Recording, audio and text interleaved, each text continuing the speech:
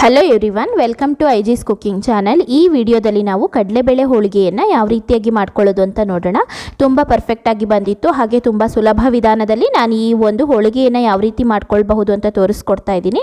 ವಿಡಿಯೋವನ್ನು ಸ್ಟಾರ್ಟ್ ಮಾಡೋಣ. ಅದಕ್ಕಿಂತ ಮುಂಚೆ ಇನ್ನು ಯಾರೆಲ್ಲ ಚಾನಲನ್ನು ಸಬ್ಸ್ಕ್ರೈಬ್ ಮಾಡದೆ ನೋಡ್ತಾ ಇದ್ದೀರಾ, ದಯವಿಟ್ಟು ಚಾನಲನ್ನು ಸಬ್ಸ್ಕ್ರೈಬ್ ಮಾಡಿ. ಹಾಗೆಯೇ ಈ ಒಂದು ವಿಡಿಯೋ ನಿಮಗೆ ಇಷ್ಟ ಆದರೆ ಖಂಡಿತ ಲೈಕ್ ಮಾಡೋದನ್ನು ಮರಿಬೇಡಿ. ನೋಡಿ, ತುಂಬಾ ಪರ್ಫೆಕ್ಟಾಗಿ ಚೆನ್ನಾಗಿ ಬಂದಿತ್ತು.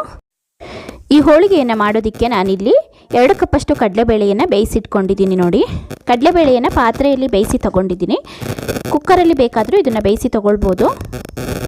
ಪಾತ್ರೆಯಲ್ಲಿ ಬೇಯಿಸ್ಕೊಳ್ಳೋದಾದರೆ ಸ್ವಲ್ಪ ಜಾಸ್ತಿ ನೀರನ್ನು ಇಟ್ಕೊಂಡು ಬೇಯಿಸ್ಕೊಳ್ಬೇಕಾಗತ್ತೆ. ನೋಡಿ, ಈ ರೀತಿ ಮ್ಯಾಶ್ ಆಗಬೇಕು ಚೆನ್ನಾಗಿ ಬೇಳೆ ನಾವು ಮುಟ್ಟಿದರೆ, ಆಗ ಇದು ಬೆಂದಿದೆ ಚೆನ್ನಾಗಿ ಅಂತ ನಾವು ಇದನ್ನು ತೆಗಿಬಹುದು. ಇದರಲ್ಲಿ ನೀರಿನಂಶ ಜಾಸ್ತಿ ಇದ್ದರೆ ಅದನ್ನು ನಾವು ಶೋಧಿಸ್ಕೊಂಡು ತೊಗೊಳ್ಬೇಕಾಗತ್ತೆ. 2 ಕಪ್ಪಷ್ಟು ಕಡಲೆಬೇಳೆಗೆ ನಾನಿಲ್ಲಿ ಅದೇ ಕಪ್ಪಳತೆಯಲ್ಲಿ 1/4 ಕಪ್ಪಷ್ಟು ಬೆಲ್ಲನ ಉಪಯೋಗಿಸ್ಕೊಂಡಿದ್ದೀನಿ. ಸ್ವೀಟು ಜಾಸ್ತಿ ತಿನ್ನೋ ಅಂಥವ್ರು ಇನ್ನೂ ಜಾಸ್ತಿ ಬೆಲ್ಲವನ್ನು ಉಪಯೋಗಿಸ್ಕೊಳ್ಬಹುದು. ನಾನಿಲ್ಲಿ ಸ್ವೀಟನ್ನು ಸ್ವಲ್ಪ ಕಡಿಮೆ ಉಪಯೋಗಿಸ್ಕೊಳ್ತಾ ಇದ್ದೀನಿ. ಹಾಗೆ ಇದನ್ನು ಗ್ಯಾಸ್ ಮೇಲೆ ಇಡೋಕ್ಕಿಂತ ಮುಂಚೆ ಚೆನ್ನಾಗಿ ಒಂದ್ಸರಿ ಮಿಕ್ಸ್ ಮಾಡ್ಕೊಳ್ತಾ ಇದ್ದೀನಿ, ಕೆಳಗಡೆ ಇಟ್ಕೊಂಡು. ನೋಡಿ, ಈ ರೀತಿ ಮಿಕ್ಸ್ ಮಾಡಿ ತೊಗೊಳ್ತಾ ಇದ್ದೀನಿ. ನಾವು ಬೆಲ್ಲನ ಕರಗಿಸ್ಕೊಂಡು ಬೇಕಾದ್ರೂ ಹಾಕ್ಕೊಳ್ಬಹುದಾಗಿದೆ. ನೋಡಿ, ಬೆಲ್ಲ ಚೆನ್ನಾಗಿದ್ದರೆ ಕರಗಿಸೋ ಅವಶ್ಯಕತೆ ಇರೋದಿಲ್ಲ. ನಾವು ಈ ರೀತಿ ಡೈರೆಕ್ಟಾಗಿ ಇದನ್ನು ಮಿಕ್ಸ್ ಮಾಡ್ಬೋದು. ನೋಡಿ, ಈಗ ಒಂದು ಅರ್ಧ ಚಮಚದಷ್ಟು ನಾನಿಲ್ಲಿ ಏಲಕ್ಕಿ ಪೌಡರನ್ನು ಹಾಕ್ಕೊಂಡಿದ್ದೀನಿ. ಈಗ ಏಲಕ್ಕಿ ಪೌಡ್ರನ್ನ ಹಾಕಿದ ನಂತರ ನಾವು ಇದನ್ನು ಗ್ಯಾಸ್ ಮೇಲೆ ಇಟ್ಕೊಳ್ಬೇಕಾಗತ್ತೆ. ಈಗ ಇದನ್ನು ಗ್ಯಾಸ್ ಮೇಲೆ ಇಟ್ಕೊಂಡು ನೀಟಾಗಿ ಈ ರೀತಿ ಮಿಕ್ಸ್ ಮಾಡ್ತಾ ಹೋಗಬೇಕು. ನೋಡಿ, ಬೆಲ್ಲ ಕರಗ್ತಾ ಬರ್ತಾ ಇದೆ. ಈ ರೀತಿ ಚೆನ್ನಾಗಿ ಬೆಲ್ಲನ ಕರಗಿಸ್ಕೊಳ್ಬೇಕಾಗುತ್ತೆ. ಒಂದು 5 ರಿಂದ 6 ನಿಮಿಷಗಳ ಕಾಲ ಇದೇ ರೀತಿ ಚೆನ್ನಾಗಿ ಬೇಳೆ ಜೊತೆ ಬೆಲ್ಲನ ಕರಗೋ ತನಕ ಈ ರೀತಿ ಮಾಡಬೇಕಾಗತ್ತೆ. ನಾವು ಕರಗಿಸ್ಕೊಂಡಾದ ನಂತರ ಇದನ್ನು ನಾವು ಆರ್ಲಿಕ್ಕೆ ಬಿಡಬೇಕಾಗತ್ತೆ. ನೋಡಿ, ಈಗ ಚೆನ್ನಾಗಿ ಕರಗ್ತಾ ಇದೆ, ಬೆಲ್ಲ ಕಂಪ್ಲೀಟಾಗಿ ಕರಗಿದೆ. ಈಗ ಸ್ವಲ್ಪ ಕುದಿ ಬರೋ ತನಕ ಕುದಿಸ್ಕೊಂಡು 1-2 ನಿಮಿಷಗಳ ಕಾಲ ನೋಡಿ ಈ ರೀತಿ ಈಗ ಗ್ಯಾಸನ್ನು ನಾವು ಆಫ್ ಮಾಡ್ಕೊಳ್ಬೋದು. ನಂತರ ಇದು ಗಟ್ಟಿ ಆಗುತ್ತೆ. ನೋಡಿ, ಈ ರೀತಿ ಗಟ್ಟಿ ಆಗ್ತಾ ಬರ್ತಿದೆ. ನೋಡಿ, ಈ ಕನ್ಸಿಸ್ಟೆನ್ಸಿಗೆ ನಾವು ಇದು ಗ್ಯಾಸನ್ನು ಆಫ್ ಮಾಡ್ಕೊಳ್ಳೋಣ. ಇದು ನಂತರ ಗಟ್ಟಿ ಆಗುತ್ತೆ. ಈಗ ಹಿಟ್ಟನ್ನು ಕಲಿಸ್ಕೊಂಡು ರೆಡಿ ಮಾಡ್ಕೊಳ್ಳೋಣ. ಅದು ಆರುವಷ್ಟರಲ್ಲಿ ನೋಡಿ 2 ಕಪ್ಪಷ್ಟು ಮೈದಾ ಹಿಟ್ಟನ್ನು ಉಪಯೋಗಿಸ್ಕೊಂಡಿದ್ದೀನಿ ನಾನಿಲ್ಲಿ. ಹಾಗೆಯೇ ಅದೇ ಕಪ್ಪಳತೆಯಲ್ಲಿ ಒಂದು ಅರ್ಧ ಕಪ್ಪಷ್ಟು ಇಲ್ಲಿ ಚಿರೋಟಿ ರವೆಯನ್ನು ಉಪಯೋಗಿಸ್ಕೊಳ್ತಾ ಇದ್ದೀನಿ. ಮೈದಾ ಹಿಟ್ಟು ಮತ್ತು ಚಿರೋಟಿ ರವೆಯನ್ನು ಚೆನ್ನಾಗಿ ಮಿಕ್ಸ್ ಮಾಡಿ ತೊಗೊಳ್ಬೇಕು. ಈ ರೀತಿ ಮಾಡ್ಕೊಳ್ಳೋದ್ರಿಂದ ಹೋಳಿಗೆ ತುಂಬ ಚೆನ್ನಾಗಿ ಬರುತ್ತೆ. ನಾನಿಲ್ಲಿ ಮೈದಾ ಕ್ವಾಂಟಿಟಿಯನ್ನು ಜಾಸ್ತಿ ಯೂಸ್ ಮಾಡ್ಕೊಂಡಿದ್ದೀನಿ. ಹಾಗೆಯೇ ನೋಡಿ, ಒಂದು ಅರ್ಧ ಚಮಚದಷ್ಟು ಅರಿಶಿನ ಸೇರಿಸ್ಕೊಳ್ತಾ ಇದ್ದೀನಿ. ನಾನು ಅರಿಶಿನ ಇಲ್ಲಿ ತುಂಬ ಡಾರ್ಕಾಗಿ ಹಾಕ್ಕೊಳ್ತಿಲ್ಲ, ಸ್ವಲ್ಪ ಸೇರಿಸ್ಕೊಳ್ತಾ ಇದ್ದೀನಿ. ಹಾಗೆಯೇ ಸ್ವಲ್ಪನೇ ನೀರನ್ನು ಹಾಕ್ಕೊಂಡು ಕಲಿಸ್ಕೊಳ್ತಾ ಹೋಗಬೇಕಾಗತ್ತೆ ಹಿಟ್ಟನ್ನು. ಈ ರೀತಿಯಾಗಿ ನೋಡಿ, ಈ ರೀತಿ ಸ್ವಲ್ಪನೇ ನೀರನ್ನು ಹಾಕ್ಕೊಂಡು ಕಲಿಸ್ತಾ ಬನ್ನಿ. ಹಿಟ್ಟನ್ನು ನಾವು ಹೋಳಿಗೆಗೆ ಮಾಡ್ಕೊಳ್ಳುವಾಗ ಚೆನ್ನಾಗಿ ನಾದ್ಕೊಳ್ಬೇಕಾಗತ್ತೆ. ನಾವು ಹಿಟ್ಟನ್ನು ಎಷ್ಟು ಚೆನ್ನಾಗಿ ನಾದ್ಕೊಳ್ತೀವಿ ಅಷ್ಟು ಚೆನ್ನಾಗಿ ಹೋಳಿಗೆ ಬರುತ್ತೆ. ನೋಡಿ, ಸ್ವಲ್ಪನೇ ನೀರನ್ನು ಹಾಕ್ಕೊಂಡಿದ್ದಾಯಿತು. ಈಗ ಈ ಹದಕ್ಕೆ ಬಂದ ನಂತರ ಎಣ್ಣೆನ ಹಾಕ್ಕೊಳ್ತಾ ಇದ್ದೀನಿ. ಎಣ್ಣೆನ ಕಾಯಿಸಿ ತೊಗೊಂಡಿಲ್ಲ, ಹಾಗೆಯೇ ತೊಗೊಂಡಿದ್ದೀನಿ. ಇಲ್ಲಿ ಒಂದು ಅರ್ಧ ಬಟ್ಲಷ್ಟು ಎಣ್ಣೆನ ತೊಗೊಂಡು ಸ್ವಲ್ಪನೇ ಹಾಕ್ಕೊಂಡು ಕಲಿಸ್ಕೊಳ್ತಾ ಇದ್ದೀನಿ. ಅಂದರೆ ನೀರಲ್ಲಿ ಕಲಸಿದ ನಂತರ ನಾವು ಈ ರೀತಿ ಒಂದು ಹದಕ್ಕೆ ಬಂದ ನಂತರ ನನ್ನ ಎಣ್ಣೆನೇ ಹಾಕ್ಕೊಂಡು ಈ ರೀತಿಯಾಗಿ ಕಲಿಸ್ಕೊಂಡು ತೊಗೊಳ್ತಾ ಇದ್ದೀನಿ. ನೋಡಿ, ಈ ರೀತಿ ಮಾಡ್ಕೊಳ್ಳೋದ್ರಿಂದ ತುಂಬಾ ಚೆನ್ನಾಗಿ ಬರುತ್ತೆ ಹೋಳಿಗೆ. ನೋಡಿ, ಈ ರೀತಿ ಚೆನ್ನಾಗಿ ನಾದ್ಕೊಳ್ಬೇಕಾಗತ್ತೆ. ಈ ಹಿಟ್ಟನ್ನು ಕಲಿಸ್ಕೊಳ್ಳುವಾಗ ನಾವು ಇದನ್ನು ಚಪಾತಿ ಹಿಟ್ಟಿಗಿಂತ ಸ್ವಲ್ಪ ಸಾಫ್ಟಾಗಿ ಕಲಿಸ್ಕೊಳ್ಬೇಕಾಗತ್ತೆ. ಹಾಗಂದರೆ ತುಂಬ ಸಾಫ್ಟಾಗಿ ಕಲಿಸ್ಕೊಳ್ಬಾರ್ದು. ನೋಡಿ, ಗಟ್ಟಿನೂ ಇರಬಾರ್ದು. ಈ ರೀತಿಯ ಒಂದು ಹದಕ್ಕೆ ಕಲಸಿ ತೊಗೊಳ್ಬೇಕಾಗತ್ತೆ. ನೋಡಿ, ಈಗ ಎಣ್ಣೆನ ಸ್ವಲ್ಪನೇ ಹಾಕ್ಕೊಂಡು ಚೆನ್ನಾಗಿ ಕಲಿಸ್ಕೊಂಡಿದ್ದೀನಿ. ಈಗ ಹಿಟ್ಟನ್ನು ಕೈಯಿಂದನೇ ಈ ರೀತಿ ನಾದ್ಕೊಳ್ಬೇಕಾಗತ್ತೆ. ಹಿಟ್ಟನ್ನು ಬರೀ ಕಲಸಿದ ತಕ್ಷಣ ತೆಗೆದಿಟ್ಕೊಳ್ಬಾರ್ದು. ಈ ರೀತಿ ಕೈಯಿಂದ ಚೆನ್ನಾಗಿ ನಾದಿ ತೊಗೊಂಡ್ರೆ ಚೆನ್ನಾಗಿ ಬರುತ್ತೆ ಹೋಳಿಗೆ ಅನ್ನೋ ಕಾರಣಕ್ಕೆ ಈ ರೀತಿಯಾಗಿ ಹಿಟ್ಟನ್ನು ಪ್ರಿಪೇರ್ ಮಾಡ್ಕೊಳ್ಬೇಕು ನಾವು. ನೋಡಿ, ಇದೇ ರೀತಿಯಲ್ಲಿ ಮಾಡಿ ತೊಗೊಳ್ಳಿ. ನಂತರ ಇದಕ್ಕೆ 1-2 ರಿಂದ 3 ಚಮಚದಷ್ಟು ಎಣ್ಣೆನ ಹಾಕ್ಕೊಂಡು ಈ ರೀತಿ ಲಾಸ್ಟಲ್ಲಿ ಒಂದ್ಸರಿ ಕಲಿಸ್ಕೊಳ್ಳಿ.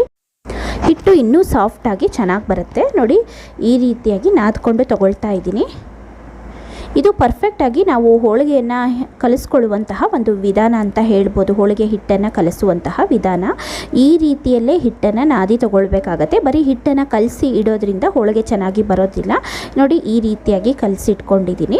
ಹಾಗೆಯೇ ಇದಕ್ಕೆ ಮೇಲ್ಗಡೆಯಿಂದ ಸ್ವಲ್ಪ ಆಯಿಲನ್ನು ಹಾಕ್ಕೊಂಡು ಈಗ ಇದನ್ನು 10 ನಿಮಿಷಗಳ ಕಾಲ ಇಟ್ಕೊಳ್ಳೋಣ.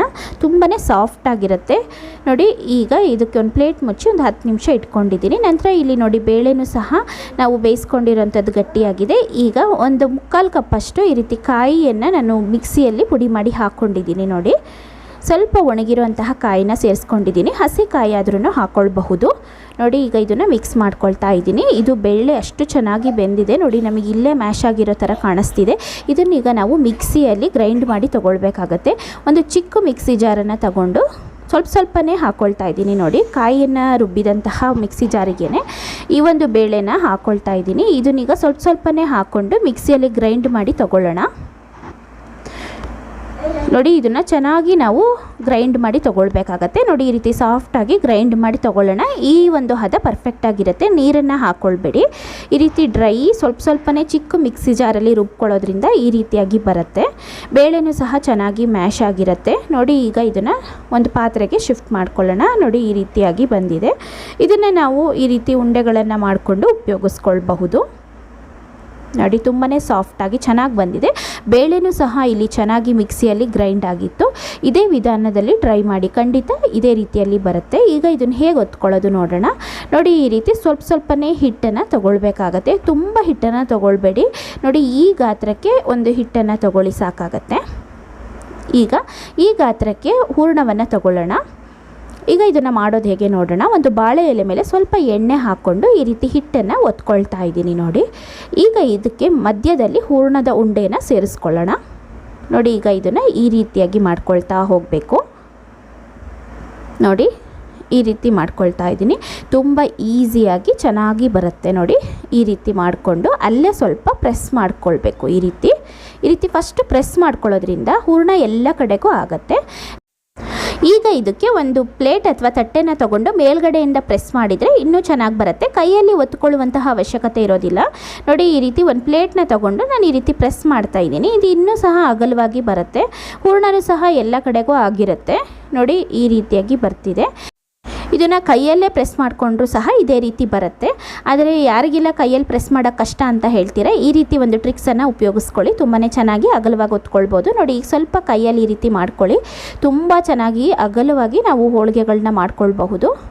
ಖಂಡಿತವಾಗ್ಲೂ ಸಹ ನೀವು ಮನೆಯಲ್ಲಿ ಈ ರೀತಿ ಬೇಳೆ ಹೋಳಿಗೆನ ಟ್ರೈ ಮಾಡ್ಕೊಳ್ಳಿ. ನೋಡಿ, ಎಷ್ಟು ಅಗಲ ಬೇಕಾದರೂ ನಾವು ಲಟ್ಟಿಸ್ಕೊಳ್ಬಹುದು. ಬಾಳೆ ಎಲೆ ಇಲ್ಲ ಅನ್ನೋಂಥವ್ರು ಬಟರ್ ಪೇಪರನ್ನು ಉಪಯೋಗಿಸ್ಕೊಂಡು ಮಾಡ್ಕೊಳ್ಳಿ. ನೋಡಿ, ಈ ರೀತಿ ಒಂದು ಹಂಚನ್ನು ಗ್ಯಾಸ್ ಮೇಲೆ ಇಟ್ಕೊಂಡು ಈ ರೀತಿ ನಿಧಾನವಾಗಿ ಹಾಕಬೇಕು. ನೋಡಿ, ಈ ರೀತಿ ಹಾಕ್ಕೊಂಡಿದ್ದೀನಿ. ಈಗ ಎರಡು ಸೈಡು ತಿರುಗಿಸಿ ಹಾಕ್ಕೊಂಡು ಕುಕ್ ಮಾಡ್ಕೊಳ್ಬೇಕಾಗತ್ತೆ.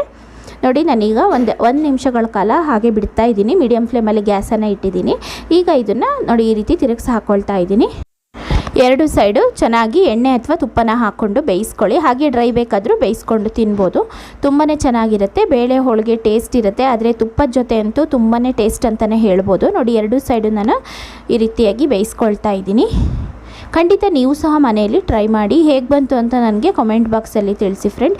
ಇದೇ ವಿಧಾನದಲ್ಲಿ ಮಾಡ್ಕೊಳ್ಳಿ. ಸ್ಟಾರ್ಟಿಂಗ್ ಬಿಗಿನರ್ಸ್ ಯಾರೆಲ್ಲ ಮಾಡ್ತಾ ಇರ್ತೀರಾ ಅವ್ರಿಗೂ ಸಹ ಇದು ಒಂದು ಬೇಳೆ ಹೋಳಿಗೆ ಪರ್ಫೆಕ್ಟಾಗಿ ಬರುತ್ತೆ. ನೋಡಿ, ಎರಡೂ ಸೈಡು ನಾನು ಈ ರೀತಿಯಾಗಿ ಬೇಯಿಸಿ ತಗೊಳ್ತಾ ಇದ್ದೀನಿ. ಈಗ ರೆಡಿಯಾಗಿದೆ. ನೋಡಿ, ಈಗ ಎಲ್ಲ ಹೋಳಿಗೆಗಳನ್ನು ಸಹ ನಾನು ಈ ರೀತಿ ಮಾಡಿ ತೊಗೊಂಡಿದ್ದೀನಿ. ತುಂಬಾ ಪರ್ಫೆಕ್ಟಾಗಿ ಚೆನ್ನಾಗಿ ಬಂದಿತ್ತು. ಇದು ಹೇಗೆ ಬಂದಿತ್ತು ಅಂತ ನೋಡಿ ಈ ರೀತಿಯಾಗಿ ತೋರಿಸ್ತಾ ಇದ್ದೀನಿ. ತುಂಬಾ ಸಾಫ್ಟಾಗಿ ಚೆನ್ನಾಗಿ ಬಂದಿತ್ತು ಫ್ರೆಂಡ್ಸ್. ಈ ಒಂದು ವಿಡಿಯೋ ಇಷ್ಟ ಆಗಿದ್ದರೆ ವಿಡಿಯೋವನ್ನು ಲೈಕ್ ಮಾಡಿ, ಹಾಗೆ ಚಾನಲನ್ನು ಸಬ್ಸ್ಕ್ರೈಬ್ ಮಾಡಿಕೊಂಡು ಪಕ್ಕದಲ್ಲೇ ಇರೋ ಬೆಲ್ ಐಕಾನ್ನ ಕ್ಲಿಕ್ ಮಾಡಿ ಸಪೋರ್ಟ್ ಮಾಡಿ. ನೋಡಿ, ಈ ರೀತಿ ಚೆನ್ನಾಗಿ ಬಂದಿದೆ. ನೀವು ಸಹ ನಿಮ್ಮ ಮನೆಯಲ್ಲಿ ಇವತ್ತೇ ಈ ಒಂದು ಹೋಳಿಗೆ ಅಥವಾ ಒಬ್ಬಟ್ಟು ರೆಸಿಪಿಯನ್ನು ಟ್ರೈ ಮಾಡಿ, ಹಾಗೆ ಹೇಗೆ ಬಂತು ಅಂತ ತಿಳಿಸ್ಕೊಡೋದನ್ನು ಮರಿಬೇಡಿ. Thank you.